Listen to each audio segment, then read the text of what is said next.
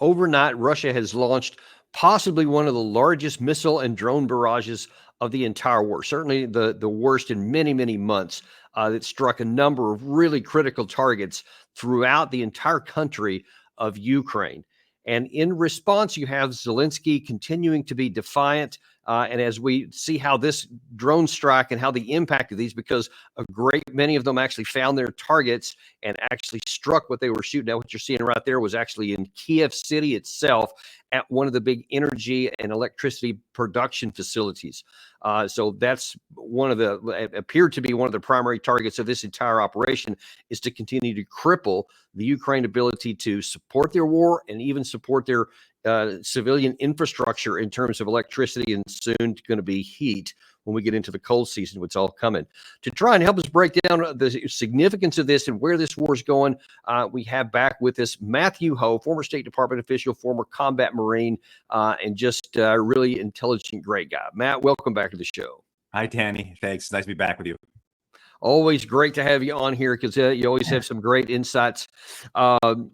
But I want to talk about a couple of things because just kind of first of all, I think with this latest strike, we're starting to see, well, not we're starting to see, we're continuing to see that some people still seem oblivious to not want to see, and that is that the power discrepancy between Russia and the Ukraine, and that means the Ukraine side and all that goes along with it, is just actually continuing to escalate in the direction of Russia and minimize in the direction of Ukraine. The fact that you had a lot of these strikes that actually found their targets in Kiev city and some of the other major places is graphic evidence that the air defense capacity of the Ukraine side, even in their capital, is starting to fall apart. What does that tell you generally?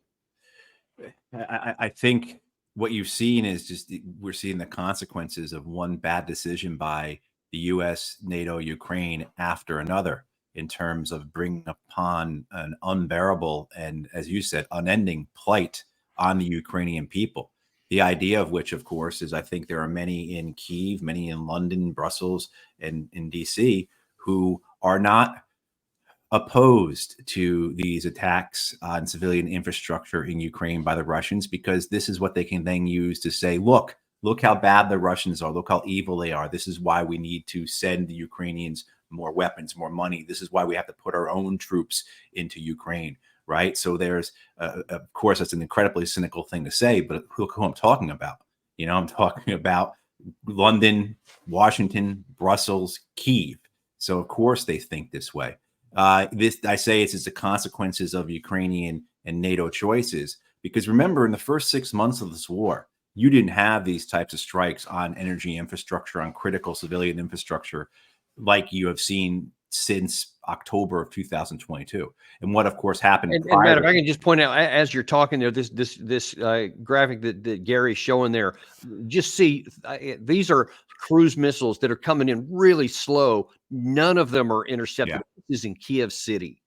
Right, exactly. So that's the other thing. So what I was getting at with in terms of the consequences of choices is that these attacks on the civilian infrastructure occur after Ukraine and or NATO attacks the Kerch Bridge, and of course also destroys the Nord Stream pipeline. I mean, so you have one cause and effect after another. And to your point, Danny, you're in a position where I'm reminded of people familiar with the Marvel films and Captain America, and he gets into a fight with somebody and he says, I can do this all day. And that's how I feel about the Russians at this point, where they're able to say, because they're so much, their capacity is so great in terms of their ability to produce missiles, produce bombs, produce munitions at a scale and at a rate that allows them to continue to do these types of onslaughts.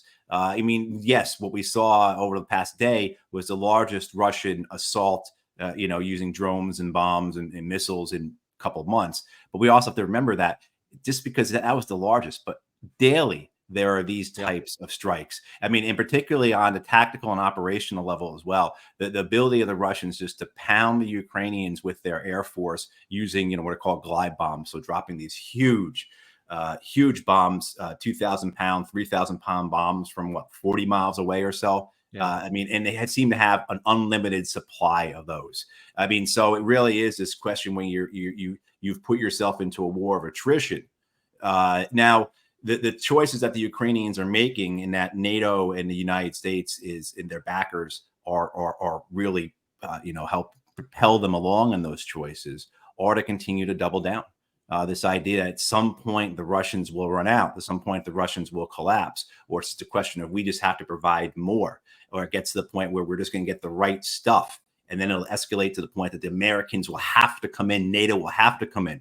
And I think that's a lot. And we're going to talk about Kursk. I think that's a lot of what the when you talk about the political decision making in this, as well as political / strategic decision making, that's so much of the Ukrainians' desire, so much of their hopes, their strategy.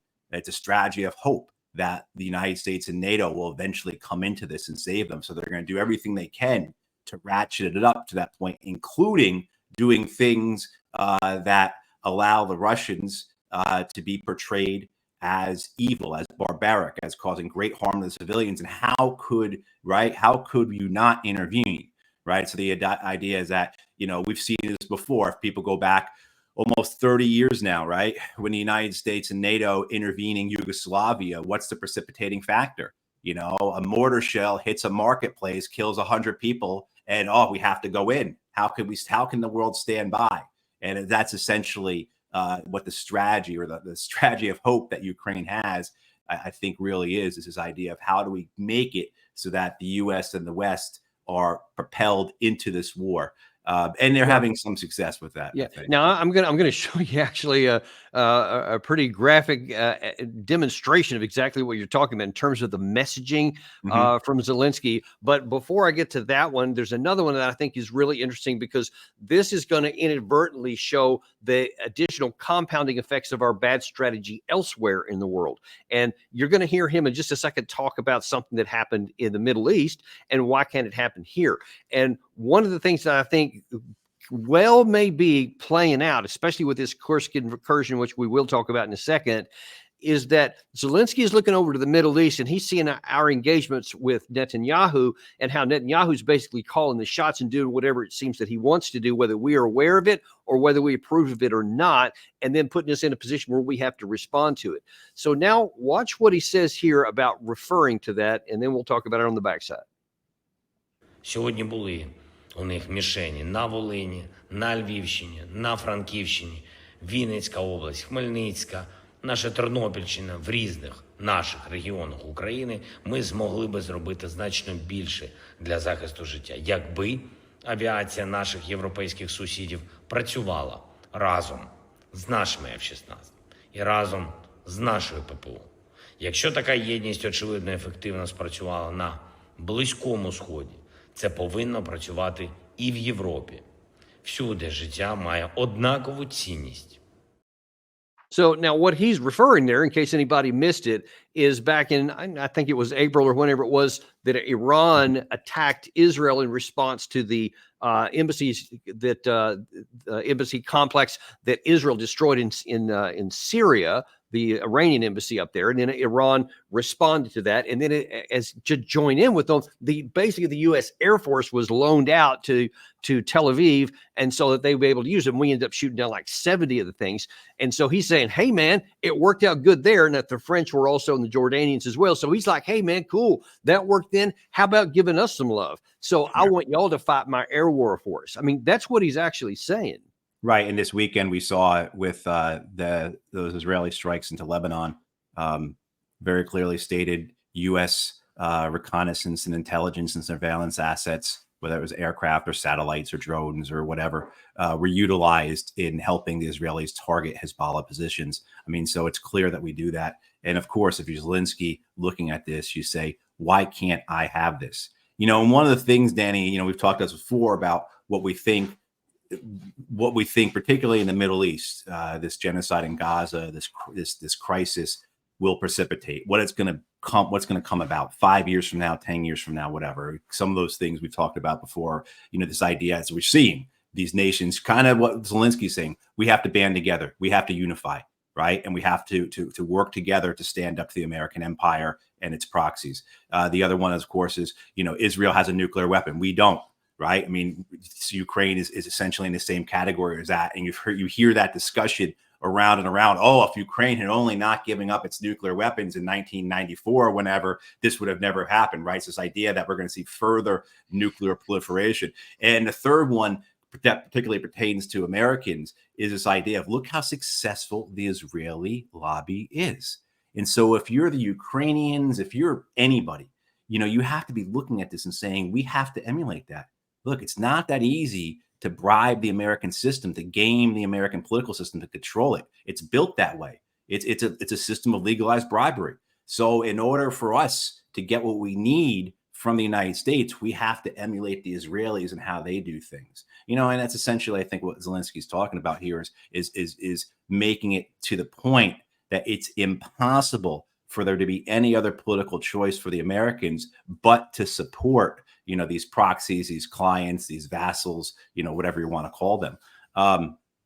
Yeah, I mean, I think that even if things were to end today militarily, the consequences of all this going forward, how this ripples out, right, and what it pretends and what it creates, you know, it makes, you know, the instability and the danger just is I feel like it's growing exponentially. Well, right. And as you said, if it was over today, but it's not, it is continuing to go on. Yeah.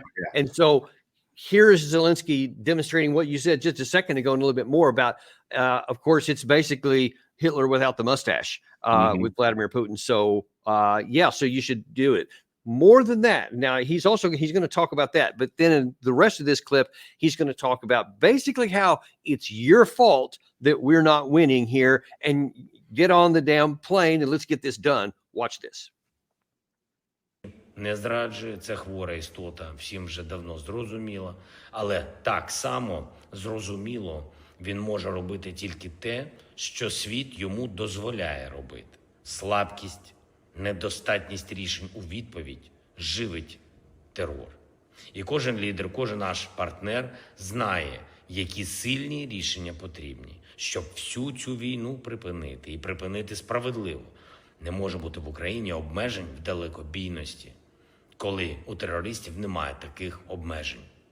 Не може бути у захисників життя обмежень у зброї, коли Росія використовує і власну зброю всіх типів, і шахеди, і балістику з Північної Кореї. Америка, Британія, Франція, інші партнери мають силу, щоб допомогти нам зупинити терор. Потрібні рішення.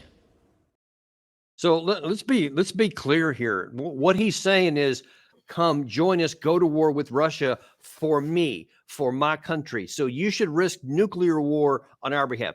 I want to make sure that's abundant up front when anyone hears these message, because no one's talking about that part. He just wants it to be conventional, stay conventional, drive Russia out conventional, and then yay, we win, end of day, with, you know, the credits rolling and the inspiring music playing in the background, like in a movie, except it won't end like in a movie, Matt. Well, he's playing a character here. I mean, we're in the 30th month or 31st month of Zelensky playing dress up. You know, guy looks like he just walked out of a Bass Pro Shop, right? I mean, he's been doing that it's a role he is playing. But that's also the way the Americans understand this, in the Brits, and most of NATO does as well, with a few exceptions like Hungary and Slovakia. This idea that what matters is the political theater, and particularly the political theater of the moment, right? So you have to always be portraying an image, and your policy has to reflect the narrative, right? Because you're trying, you always got to win on the stage. You've always got to have a victorious political theater that you're showing.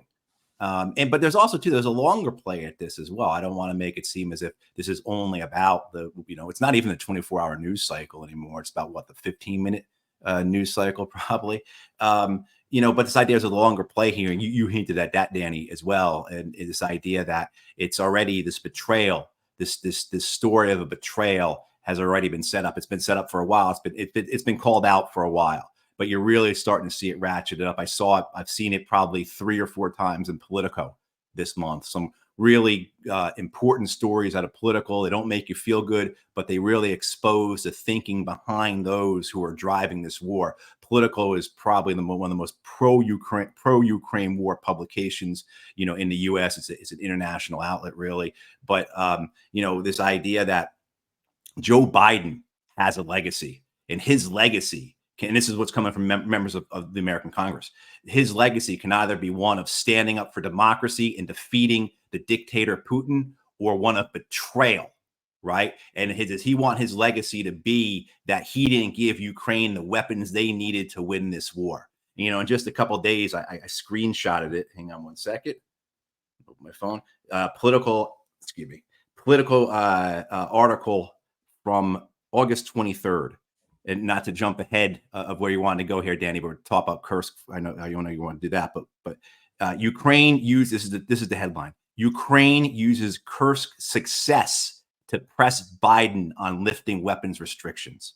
And the first paragraph is Ukraine's invasion of Russia has flipped the gloomy narrative on the war, and Kyiv is using its battlefield success to launch a new pressure campaign on the U.S. to lift the last restrictions on the use of long-range weapons inside of Russia, right? I mean, so you see, it's even the Kursk incursion, invasion, whatever you want to call it.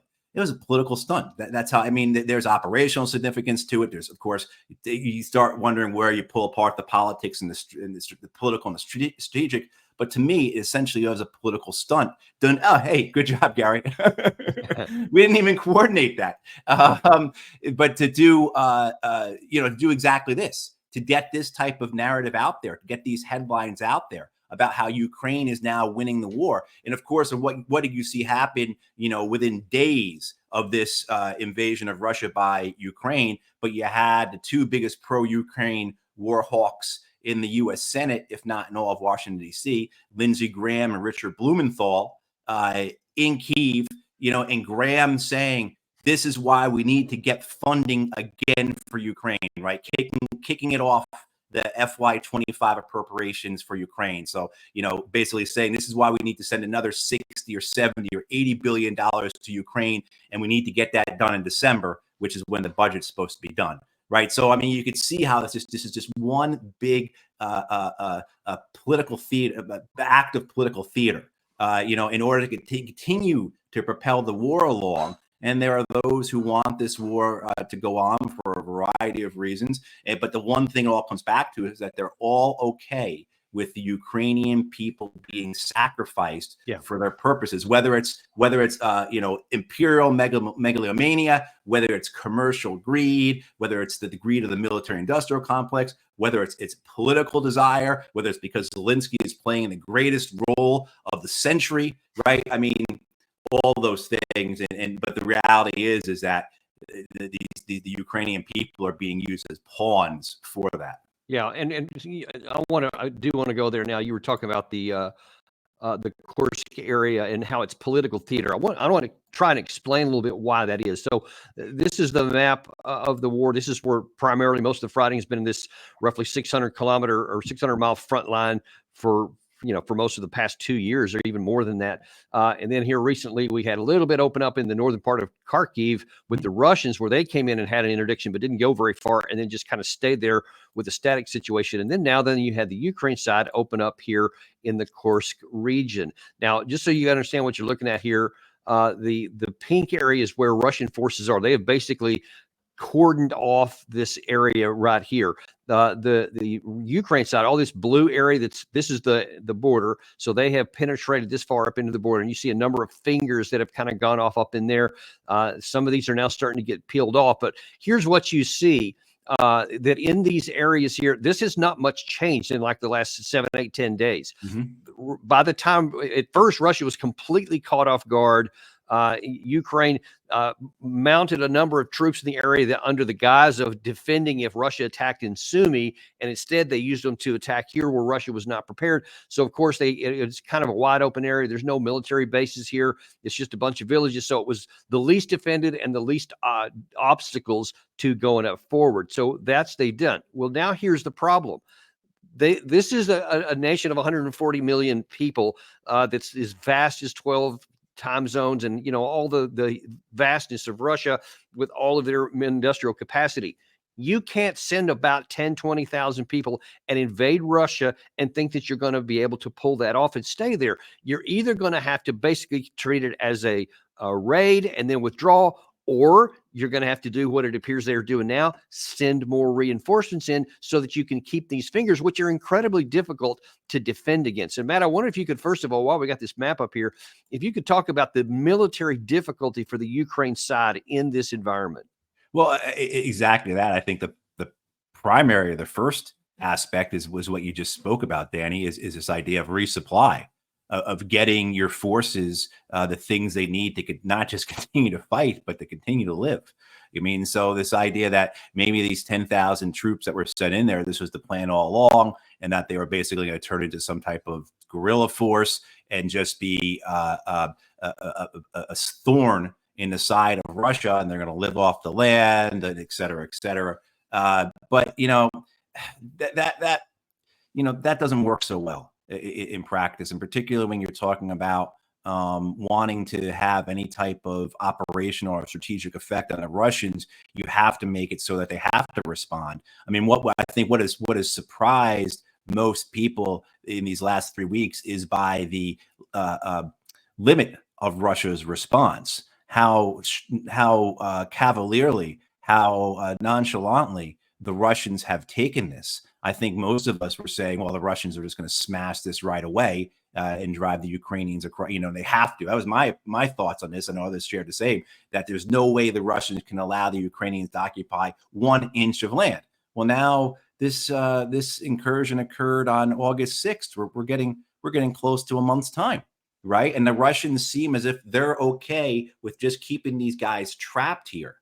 And the idea then, too, is that it allows for the Russians to portray this, what the Russians are calling it a counterterrorism operation, a CTO.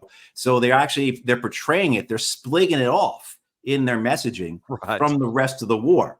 And if people are familiar with the Russians, why CTO, people may say, hey, that sounds familiar. CTO is what the Russians called their operations, their war in Chechnya, counter-terror operations. And of course, for the Russian people, that has a lot of connotation with actual terror attacks within Russia throughout that time period, residential building bombings, subway bombings. You had the Black Widows, as you recall. You had that horrible massacre at the school. People remember that, going on 20 years now. But that ties in very well to this overall idea of what Russia is doing here, is protecting their people. That this is first and foremost a war about Russian national security. So if the idea was that we're going to rattle the Russians, we're going to shake the Russian people, we're going to cause a lot of problems for the Russian government politically by occupying this land, that's not the case, because the Russians are portraying this as an extension of previous terrorist operations, previous terrorist attacks. And of course, how do they kind of rightfully describe a lot of Ukraine's actions on Russian soil preceding this, whether it's been the assassinations, drone attacks on the Kremlin. I mean, certainly let's not forget back in March, you had the horrible mass shooting at the concert hall in Moscow, which was the Russians claim was tied to Ukraine. I mean, so yeah. And Matt, let me interrupt you, because there's a new one to add to the list you just gave there today. So in a city called Saratov in southern Russia, Ukraine sent a bunch of drones in that direction as well. And watch the video footage of one hitting a apartment complex. Watch this. Right here, if you could throw that up there.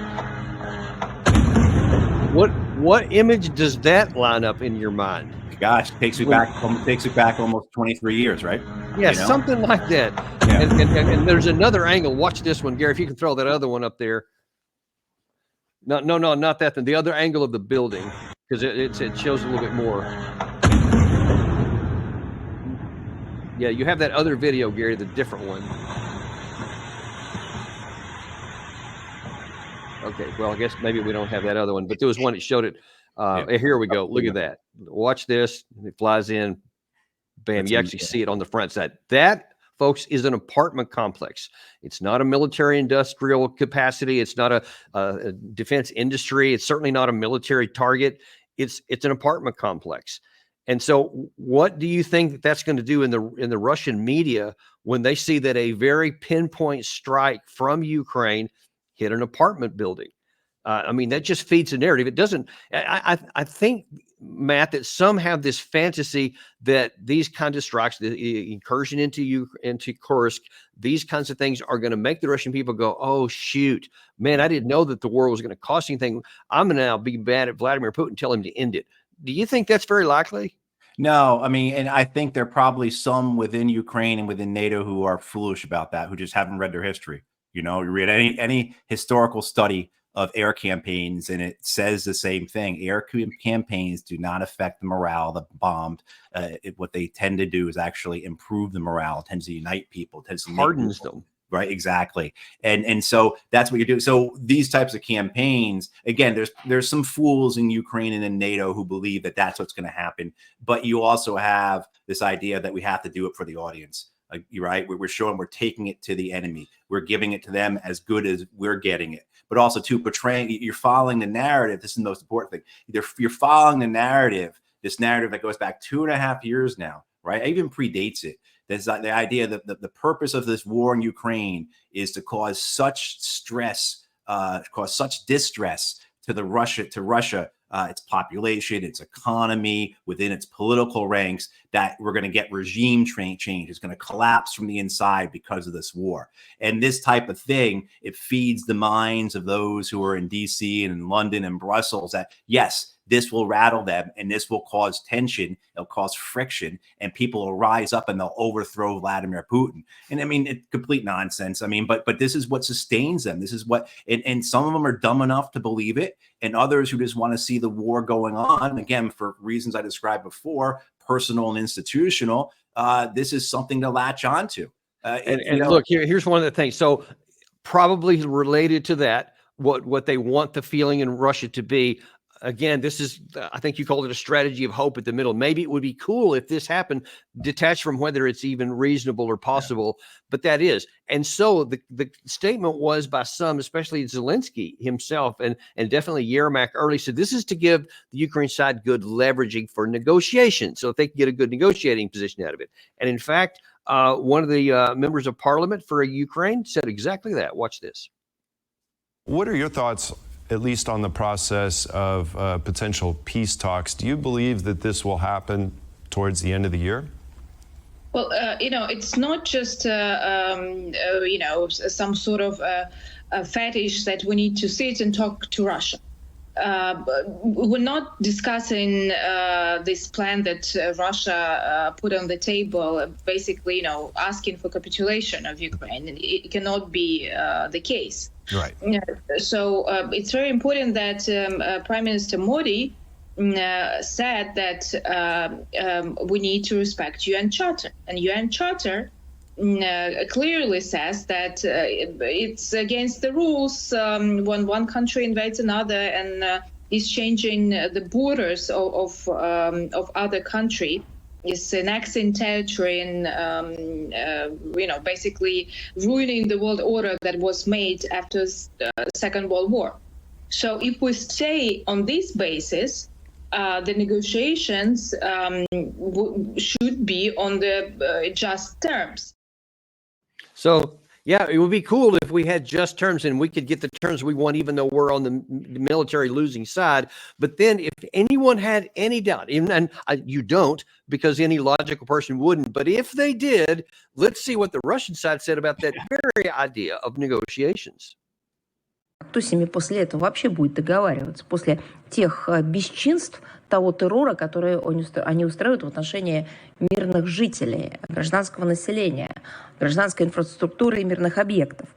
Те попытка ВСУ вторгнуться на нашу территорию априори, я еще раз подчеркну то, что было сказано российским руководством, априори аннулирует возможность каких-либо переговоров. So they're saying, yeah, forget it. We're not doing anything. There won't be any negotiations. And by the way, that is in reference to the last public offer of negotiations that Putin made. I want to say it was on the 14th of June, where he said, hey, we'll take all of Crimea and the 4 total oblasts that we illegally annexed in 2022, I think late 2022, even though there's still Ukraine troops on that. He said, if y'all leave all that stuff, we'll take that and we'll call it a day, and it'll be it'll be an end to the war, etc. And of course, the Ukraine side said, yeah, we're not going to give up stuff that we actually have. But this has always been the perverse of it. If you don't take that bad deal, every time the time passes, the deal gets worse. Right. It's I think there's two camps within Ukraine, NATO on this. One who actually think negotiations are possible, are inevitable. They've been spooked by this because you have seen the Ukrainians, Zelensky, who have said, our next peace conference, we're going to invite the Russians. This idea that Donald Trump may win the presidency. So maybe it's better to do negotiations now before Trump wins, before a deal is forced upon us, right? And then things change with the American elections. And now it's not so clear that Donald Trump is going to run away with the election. So maybe there's a chance to keep this war going. So I think there are some in the camp who really do believe that holding this land in Russia is going to be good for us in negotiations. But I also think, and this gets back to that those who want to see this war go on and who are looking for ways, the idea that this is one big political stunt. Well, they had to know that this is going to be Russia's reaction. So was the purpose of the Kursk incursion to take away the chance in negotiations, to make it impossible for the U.S. and NATO to do anything other than to continue to support Russia? I mean, to continue to support Ukraine, right? So whereas there is no choice, there is no possibility of negotiations, we have to give them $75 billion more. Otherwise, we'll be betraying them, right? This whole political narrative. That's fascinating. Just keeps stacking itself on. It keeps reinforcing itself. It's one big loop, and it's effective. It's effective. So now, of course, if you're reading the American press, the British press, the German press, whatever, what are you going to see? You're not going to see that drone striking that apartment building. You're not going to see what the Russian people see, and then vice versa. They don't see what we see either. But it's going to be about how Russia won't negotiate, and these sparky Ukrainians that are like the Spartans of Europe. You've seen that, right? That Ukraine is essentially Thermopylae, right? And they're holding off the barbarians from the civilization. I mean, like, that narrative keeps turning, it keeps going. And so this idea of maybe this Kursk incursion was a way to get rid of negotiations, the possibility of it, so that there is no other alternative than to continue this war. And I guarantee you, if we had been in Chicago last week, Danny, and we were at the DNC, and whether we were on the convention floor or we were up in the corporate suites where they're paying millions of dollars a day for those, any conversation about Ukraine would have been along the lines of, yeah, you see what the Ukrainians have done? You see what they did, how they're taking it to the Russians? How can we turn away from them now? Biden was right about this all along, et cetera, et cetera, et cetera. And yeah, they'll get there. Come in December, there'll be 100 some odd Republicans who will vote against it. And that'll be about it. And Ukraine will get its 60, 70, 80 billion dollars more. The idea, of course, goes this thing of that. I think what the Ukrainians and NATO accurately assess, this is something that you and I talk about and others talk about this, right? Is that the Russians have no interest in capturing all of Ukraine. That was never their interest. That was never their goal. It's limited territorial conquest at this point, which actually is different than it was 2.5 years ago, when it really was about essentially enforcing. I think Minsk II would be a good way to describe it. Yeah. But now it's a territorial thing. And I think I think in NATO and in Ukraine, they understand that the Russians really don't want to go any farther west than they have to. Where they've stated, what they've stated they want, and what was announced like this summer, as you were talking about with the deal that the Russians were offering Crimea and the 4 oblasts. That's what they want. They don't want to be an army of occupation. They don't want to have this problem, and they don't want to have a forever war. And I think what you have is U.S., NATO, and Ukrainians who look at this and say, we can trade land for time. We can trade land for endless war. Because so what if the Russians move 50 kilometers west? Okay. All the way to the river. It's as though you already read my mind. You know what's coming. Because flawlessly feeding into that narrative right here is one of the people that helps support that view is retired 3-star General Ben Hodges. Oh, that's who your good said- buddy. I think this was yesterday, but he mentions that issue about the 50 kilometers. Watch this. If you're the commander of Ukrainian forces there, or you are a soldier there in the Pokrovsk area, it sucks. I mean, you're under enormous pressure from Russian forces. You know you don't have enough ammunition to do what needs to be done. But I think that Ukrainian General Staff has done its analysis, has realized that it has to take some risk in the eastern part of Ukraine in order to launch this counteroffensive in the direction of Kursk, which will have significant strategic effect. So I think we want to put the Pokrovsk situation in context. Avdiivka was captured by the Russians finally after a long fight way back in February. It is only about 50 kilometers from Avdiivka to Pokrovsk. So in other words, it's taken the Russians 6 months to get within 10 kilometers of Pokrovsk at the cost of thousands of casualties. So I don't see the Russians having the ability to overrun Ukrainian defenses or exploit any local successes that they have achieved thus far. Okay, so I want your view on that. And while you're doing that, I'm going to pull that map back up, because basically, no, two things I want to know. First of all, at the first part of the video there, his comments there, he said that there is something of strategic value to gain up in this Kursk. Do you see any, being generous? No, I mean, the political value, but strategic in terms of it having an impact on the war. No, I mean, the status quo, when I say status quo, I mean, neither side can throw a punch that's going to knock the other side out. It doesn't change. It's still this war of attrition where the Russians have limited territorial objectives, and then you have those in the West who want this thing to go on forever because they have this fantasy about internal Russian regime changes we were talking about. This doesn't affect that at all. It doesn't change anything. The Ukrainians used a small amount of troops in the grand scale, 10,000. At some point, those 10,000 troops, might they wish they had them in the East? Possibly, but at the same time, too, I really think that they're willing, and I can't believe I'm in agreement with Hodges here, that they're willing to trade that land for the political success. Right, going to go back to the political article today about the great success of the invasion in Ukraine of Kursk by Ukraine. They're willing to trade land in the East. The other thing, too, is that, again, look, even if the Russians push all the way west to the river, does anyone in their right mind think that they're going to try and make those river crossings? I mean, like, even just disregard what the Russians have said about it, all the evidence of the last couple of years, anything that makes sense, and say they actually made it to all the way to the river, all the way up to Kyiv. So from Kherson to Kyiv, they've occupied all of that. Does anyone think they're actually going to try and cross that river? I mean, like, it just makes no sense as a possibility to be done from what we've seen in these last 2.5 years of war, let alone you look at that map and you see how far they have to go. And so this idea then gets back to this point for, the West, for the Americans, the Brits, NATO.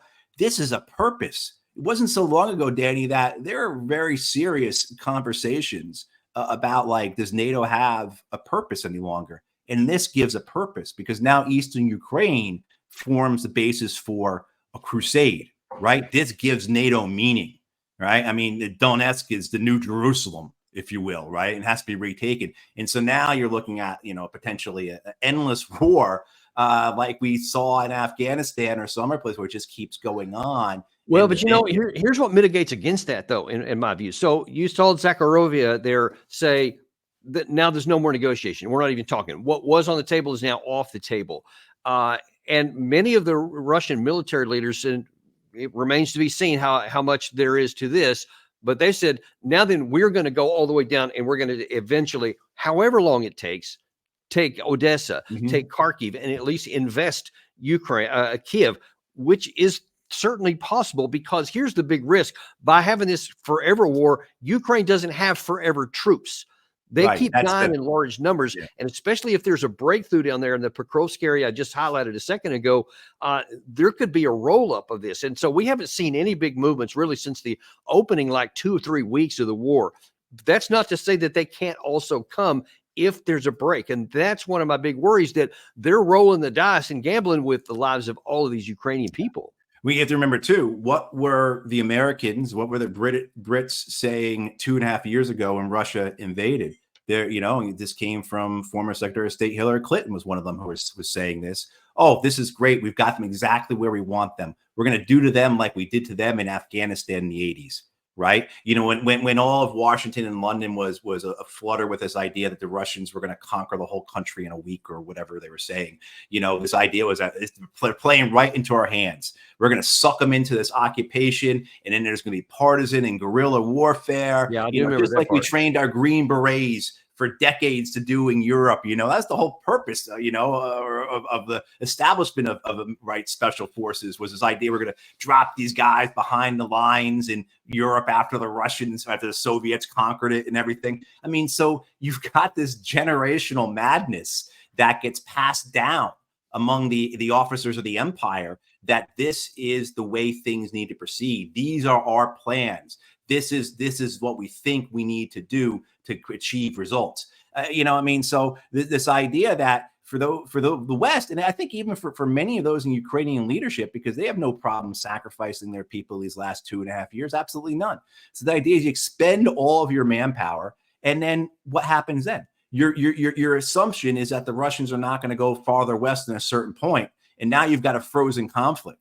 And now, of course, the Western military-industrial complex likes it because you just keep sending them weapons, artillery, all that. drones, right? Exactly that. And the war never becomes like the Korean conflict, but it's frozen on the ground. There's very little ground combat in the sense of force on force in terms of men, but there's a lot of force on force in terms of artillery, missiles, drones, etc. And that's what it looks like. And that's a win-win for everyone in the West, because Ukraine hasn't lost. Zelensky and his people still have the backing of the West. The Western weapons companies are making a ton of money. The American and British politicians who are so devoted to this, they still have their war. They have their crusade. They have their quest for, their Jerusalem, if you will, right?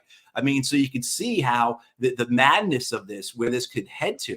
And I think what we have, and it's a terrible position, like for you and I to be in, where we're looking at and we're hoping, now you and I are in a strategy of hope. We're hoping that the Russians are more mature than this, that the Russians are wiser than this, that the Russians won't fall into this trap, if you will, and get stuck into an endless war. Because there's still but hang on. There's another alternative here. What if Russia makes good on their military claims and they do take these areas? And so this military gamble of having this long-term conflict starts to go, oh, crap, Ukraine might lose. And by having their army, even if they don't take all the territory, if they destroy the Ukrainian army, there's nothing left to defend it. That is a very real possibility. Right. And so you do have then the case of like taking Odessa, Kherson. I mean, but that falls into then this idea that you're going to wage the Mujahideen in Afghanistan were very successful against the Soviets inside of Kabul, right? You had the Night Letters campaign and all that type of stuff in the 80s. That's what these people envision. Oh, so if they take Odessa, Ukraine goes to hell. They have no ports, etc. But we have a chance to launch urban guerrilla warfare against the Russians. I mean, this is what these people are thinking. This is what I guarantee you, if we are sitting in the room and Blumenthal and Graham are getting briefed by Center for New American Security, they're getting briefed by the Institute of Study of War, this is the stuff that comes up if it even gets this far in the conversation about what if. I have a feeling that you just kind of broke this down and led me down a path, Danny. This doesn't occur in any congressional office. They don't have any type of, or they're not worried about it. That works too. No, and I mean, I think one of the things for the Russians, of course, the Russian concern, I really, if I were them, I'd be very concerned about this, is a collapse of Ukraine, right? The collapse of the economy and the government certainly should be a huge concern for Europe, because they think they've got a lot of refugees now. Just wait. But this idea then that what Russia has, on their front yard, essentially, or backyard or side yard, whichever way you want to look at it, is a failed state. Exactly. That they've got a Syria, they've got an Afghanistan, they've got a Libya right there. And that country has warlords, and it has a ton of weapons, and there's a lot of cash running in and out of it. Right. And so Russia, I think, has to be very concerned about that happening. So what they're trying to balance here in terms of finesse without, of course, allowing these attacks to continue on their country. And they do have, the Russians, gets back to this, is one of my criticisms of Russia, of course, is that how did this ultimately, and I do believe that they had national security concerns. They were provoked. I believe they didn't have to do this. They could have done other things, but they chose to do this out of national security reasons. That what does it do about the American missiles in Poland and Romania? And, last month we were told we're sending Tomahawks to Germany. They'll be there in a year or two. And we're old enough, Danny, to remember what happened when Reagan sent the Persian missiles to Europe, right? I mean, so yeah, again, where this goes as it spirals out. There's all kinds of possibilities. And I'm sorry, I want to shut this off for the moment because we're running low on time. We actually have another show at 3:00. I realize we're running right up against it, but I don't want to let you go without looking at it. Another retired General Kellogg, former national security advisor to the Vice President Pence during the previous administration. He went on today to talk about a different topic with the Israel-Hamas war. And actually, in this case, it was Israel and Hezbollah. and he wanted to talk a little bit about what the problem is in the Middle East and who's actually to blame and what we should do about it. I want to show you 3 different parts of that clip and get your quick response to each one of those, because it's a head scratcher or an eye roller, which you would imagine just based on what I've already said. So here's the first one. Watch this. I have to go back when you think about what's happened there is really the United States hasn't played a major role there in kind of de-escalating the situation, because President Biden hasn't done a lot in talking to Netanyahu. Vice President Harris hasn't done very much. I mean, she actually stiffed Netanyahu when he came here to the joint session of Congress when he spoke. And you've got Blinken going over there on his 9th trip, no ceasefire. And you got the National Security Advisor, Jake Sullivan, heading to China instead of going to the Middle East. Now, I know C.Q. Brown's going to be there, the chairman of Joint Chiefs of Staff. But you kind of got to focus in on what's going to happen there and prevent something from happening into the future. And they haven't done it. But the Israelis have done it. So the Israelis have done, actually, is reset deterrence in the region. And I think it's smart.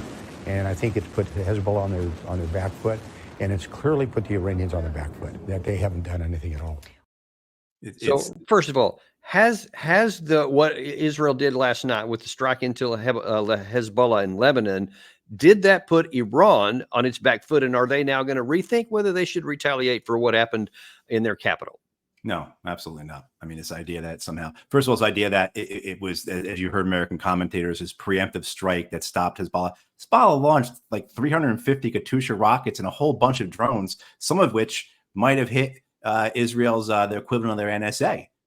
We don't know. We can't believe anything the Israelis say, of course, and we just don't know.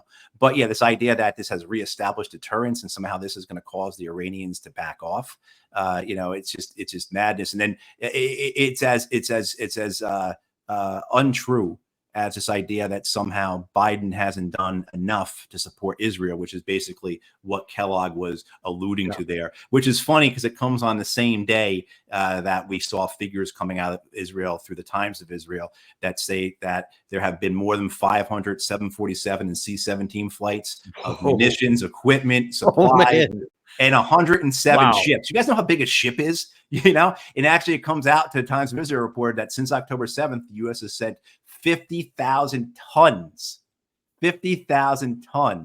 of military supplies to Israel. Among that is 14,000 2,000-pound bombs, right? So this idea that I will agree with Kellogg, though, because he says Biden hasn't done enough to de-escalate it. He doesn't mean it in the sense that a normal, rational, honest person would mean it, but he hasn't done anything to de-escalate it. What he's done, he's been able to be escalated because of his actions, Okay. Next thing he said was, fortunately, he makes it simple for all of us to understand. This is really not a problem. There's a good guys and there's bad guys. And all we got to do is be on the side of the good guys. And this is not going to be a problem. Watch this. The problem you get is if something like this extends, which it's done, it makes it harder to put back in the box, to make it put it into a situation which is sustainable in peace in the region. And that is because, frankly, we kind of backed away and we said, well, there's pox on both sides of the house. Wrong. The way you handle that is you tell the entire region, you tell the world, we are behind the Israelis, full stop. There's a good side and a bad side, and we need to do it. Because we haven't done it, we've created a seam, a gap. And adversaries look for seams and gaps, and they've basically done that. And so they say, okay, we can attack because the United States is not going to come back hard. And I think how you have to reset the fight You have to tell everybody in the region who we're for and who we're not for. And we really haven't done that. So it's going to take a bit to put it back in the box because Hezbollah is going to keep attacking. Iran's going to keep supporting the attackers in Hezbollah. That last part there, Matt, we haven't done it. We haven't said who the good guys and who the bad guys are. We need to really do that. Yeah, I don't know how much harder we could get than that. Yeah, the countries in the region don't know whose side we're on. We're sending mixed messages here. Very mixed messages. If there's anything I think of our conversation for folks who are watching this, I think is really important to take away of everything we said. The scariest thing is what you just heard there, in the sense that this is what a national security advisor to the president of the United States looks like. Kellogg was Pence's national security advisor. He was the chief of staff for the National Security Council. This is what a modern American NSA national security advisor looks like. They are political. There is not one shred of professionalism, of competence, of actual honest analysis in anything they say. Everything they say is geared through a partisan American political lens meant to achieve some type of political, institutional, or individual gain. And that's the reality. And Jake Sullivan is no different in this. And that was a good exposure. How can you have a man who has a national security advisor frame the situation in the Middle East in the way he just framed it, unless he is just a complete political grifter? No, and you could certainly say, I mean, Secretary of State Blinken is in some ways worse in some of the things he says. But you have Blinken, you have Austin, you have here Kellogg that just said the U.S. should be unequivocally full stop behind whatever Israel wants to do, and no consideration to the Palestinians, 5 million people in the West Bank and Gaza, which aren't even in his calculation.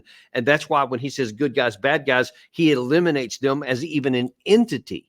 And that's one of the big so-called disputes on the American side, especially in the Democratic side among their voting population, is that they care a lot, a good portion of them, about the Palestinian people. And that's where a lot of the pressure is getting on the Biden-Harris administration. He wants to just eliminate that. Don't even worry about them. Let's go all in with Israel no matter what. And I personally found that morally repugnant. It is. It is. It's scaremongering. It's there's a social scientist in the 50s, a big fan of his, guy named C. Wright Mills. He called it the higher immorality. This idea that the rules, the moral rules as we understand them, don't apply to the elite, and that the American public accepts that and it allows for it. This higher immorality that people like Kellogg, people like Blinken, they can say whatever they want. They don't have to adhere to actually what reality is, because they are among the elite, and the elite are forgiven for any trespasses on anything that we would be held accountable for as ourselves. And you see that this idea that you have a man who is presumptively possibly the next national security advisor in a Trump administration, on the biggest cable news network in the United States, just saying things that are just patently untrue, things that are false, things that are just so different from what the reality is. And it's all part of the show, folks. It's all part of the show. Just let it proceed, And so the idea that you have in the Oval Office, this is the advice. You could bring Danny. You could go in there. Doug McGregor could go in there. John Mearsheimer, Jeff Sachs. All these folks that you have come on with who really understand things and could really give really great objective advice that is strong, because you look back at these people's records and you say, man, that guy was right about that and that and that. It wouldn't matter. It wouldn't matter, because it's a filter that the empire puts in place, that in the filter themselves are people like Kellogg, who are, again, political grifters.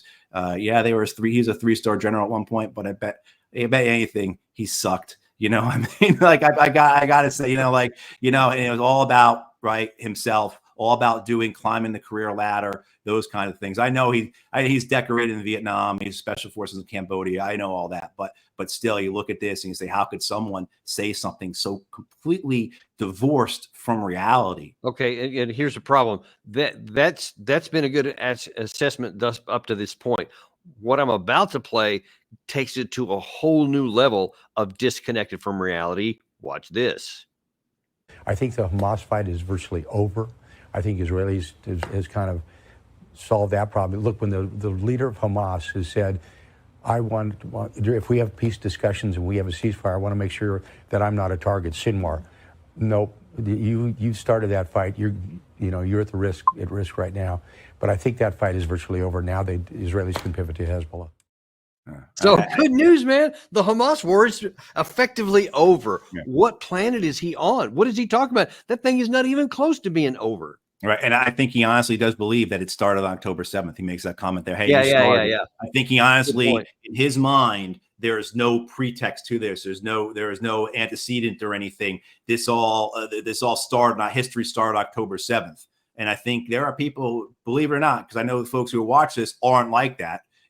Folks who watch this show, you study history, you follow current events, you take this stuff seriously. But there are a lot of people. I mean, that's what I would say about people asking about Washington, D.C. What's so surprising about it is how ahistorical the knowledge is. And I would say this too. People ask about Afghanistan and Iraq, and I would say, you know what's going to shock you? The number of American diplomats and military officers who actually read a book about Iraq or a book about Afghanistan before they went over there, single-digit percentage. That the idea that this becomes cumbersome, it's inconvenient. And then if you're, again, a political grifter like General Kellogg, it becomes very troublesome to the narrative that you're trying to throw out there. Yeah, it's hard for me to fathom. By the way, we have a few more minutes here. It's hard for me to fathom how we get to a point like this, that we have. I haven't read that work you're talking about. I'd be interested in going to find it, but that there is this almost acceptance among the regular people of a behavior and a commentary and the lies and distortions at the upper levels that would never be tolerated at a normal human level, when the consequences of that could be so catastrophic. Now, I fear that, for example, with the Afghan fiasco that you and I have been beating our heads about, on each other's shoulders since 2009, about how absurd it is and how it was destined for a loss, and all the consequence and all the people in Afghanistan that paid with such a terrible price, how predictable the end was, et cetera. But when the predictable end came, and you had the Petraeuses and even the Lindsey Grahams and all these other people who say it was everybody else's fault except their own, even though they advocated for it, there was no real cost to the United States. It's like another embarrassment, another Vietnam. Okay. And that didn't cost us anything here either. So we just keep going on. But one of these days, it's going to cost us something. Right now, it's costing the Palestinian people something, just an egregious cost. It's even costing the Israeli people a lot of cost, because this war is continuing to go on. He is dead wrong when he says that this is about over. They have created so many more enemies in the Gaza Strip and in the West Bank than ever existed prior to October 7th because of what the Israelis done. So if they think that it's almost over, they're in for a very rude surprise. But I just don't know, and I'd like your view in the last comment here. Is there any hope that we're going to get to a point to where we're going to finally recognize that there is this duplicity from up here to down there that needs to be ended? I don't know, Danny. I don't know. So C. Wright Mills, he wrote this. I think he coined it in The Causes of World War III. The other book that I recommend people read of his is The Power Elite. And he wrote those in like 55, 56, around that time frame. I want to thank my friend Jonathan, actually, who's a big fan of your show, because he reminded me of that phrase, the higher immorality, a couple of weeks ago when we were texting each other. So it's been percolating in my head, and I finally had an opportunity to, use it here. But yeah, I don't know. I mean, I don't know. I mean, in the sense of does it take cataclysm? Does it take disaster for us? Look, I mean, look at how Europe was with itself, its wars of the 19th century that then led directly to World War I, that then, of course, then led to World War II. It took all of that tragedy, all of that horror, all of that destruction to bring about a Europe that was somewhat peaceable for several decades, right? Yeah. Is it the same thing going to be required of us? We have a place in the United States where we don't feel these things. We feel like it's not going to affect us. And this is what our leaders bank on. This is what those in charge of the empire really cling to. This idea that we have buffers. Otto von Bismarck said, the United States has good neighbors to its north and south and fish to its east and west. right? And Lincoln said this as well. We're protected by these two giant oceans. I mean, so this idea that we have buffers, and then of course we've talked about this, the buffer with the Ukraine war is Finland, it's Poland, it's Romania. So if things even get so bad to the point that Russia starts using tactical nuclear weapons or anything like that, where are they going to use them first? They're not going to use them on us. They can use them on the Finns or the Poles or the Latvians or the Romanians.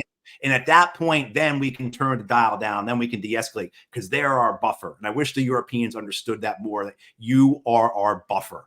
I mean, so, and what we're doing is we're walking right into the long game of, what the empire, who the empire's adversaries are, their long game. So if you look at this idea of what Hezbollah is doing, what Iran is doing, what the Yemenis are doing in support of the Palestinians, but also to bring harm to Israel, it's a long-term strategy.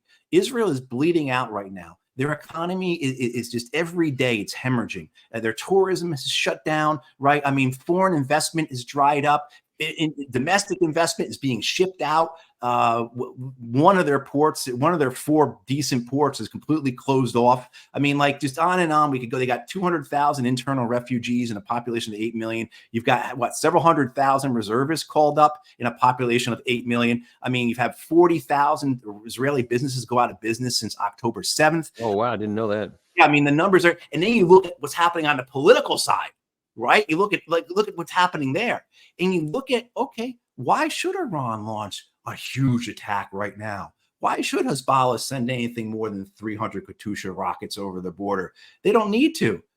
Next Tuesday, send 800 rockets. And then, on September 15th, launch a few ballistic missiles. It's interesting that Hezbollah was quick to point that out, actually, that they didn't use any of their ballistic missiles in their attack the other day. They only used their Katyushas, which, as everyone knows, it's like bottle rockets. Yeah, and some drones. I mean, so you're like this, string this thing out and let the Israelis devolve and crack apart internally. I don't even know if Netanyahu's out of that bunker. Netanyahu's spent most of the last 2-3 weeks in a bunker, right? So is this long-term game, and balancing it with, okay, the Americans, Israel's whole card here is the Americans. And are the Americans really going to back an attack on Iran?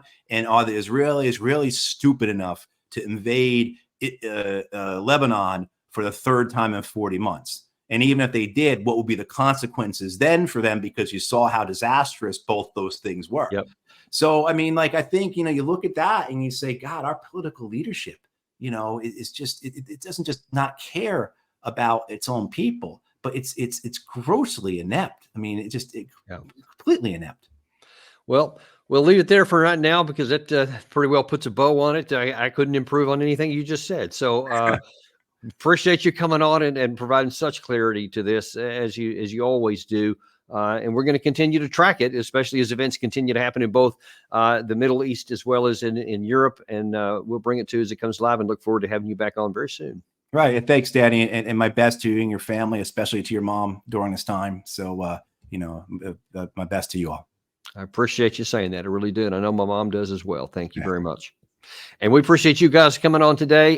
Things are going to stay hot. We're going to keep on talking here. We're actually going to look at, we mentioned a little bit about who might be the next president. Well, we looked at Kamala Harris a couple of days ago. We're going to look now here at 3:30 about the Trump campaign trying to reset itself after the Democrats. We're going to talk to Jim Webb, a former political campaign leader, and he'll be giving you his scoop on that.